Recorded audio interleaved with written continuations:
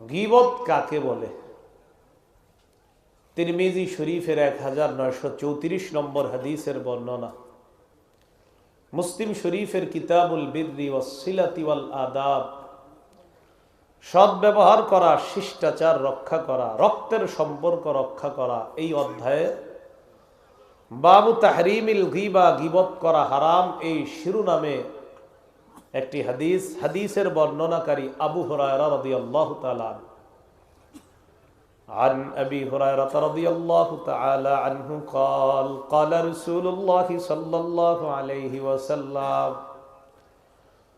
أتدرون ما الغيبة রাসূলুল্লাহ সাল্লাল্লাহু আলাইহি সাল্লাম বলেন, তোমরা কি জানো গীবত কাকে বলে?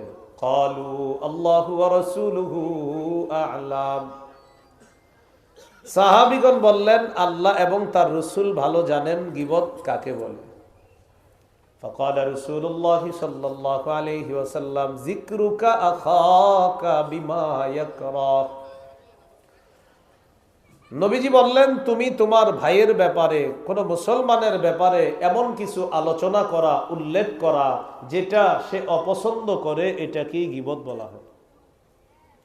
আমি ওনার ব্যাপারে আপনাদের কাছে এমন কিছু বলা যেটা তিনি অপছন্দ করবেন, এটাকেই গীবত বলা হয়। কিলা ইন কানা ফি আখি মা আকুলু ইয়া রাসূলুল্লাহ, হুজুর আমি যার ব্যাপারে বললাম তার মাঝে যদি এই অপরাধটা সত্যি থাকে।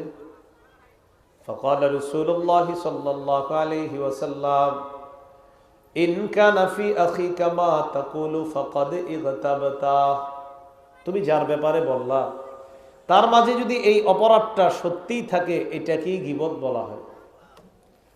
ওয়া ইল্লাম ইয়াকুন ফীহি মা তাকুলু ফাকাদ বাহাত্তা, তুমি যার ব্যাপারে সমালোচনা করলা তার মাঝে যদি এই অপরাধটা না থাকে, এটাকে অপবাদ বলা হয়।